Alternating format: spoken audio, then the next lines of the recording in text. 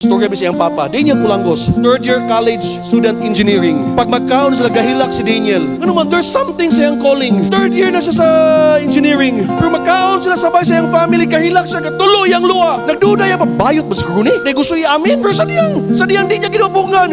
Pa, ma, gusto ko mag-Bible college. Di niya dili mo bungan ang calling eh. That's what happens sa imo hapod. Mas saan mo maliban, pero di mo bungan. Because God calls you in the ministry.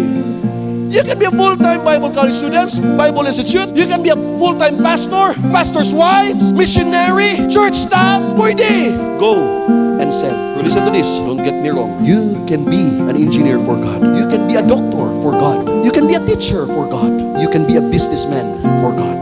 Use that position to glorify God, not to glorify yourself. Dili mali kung naka sa secular.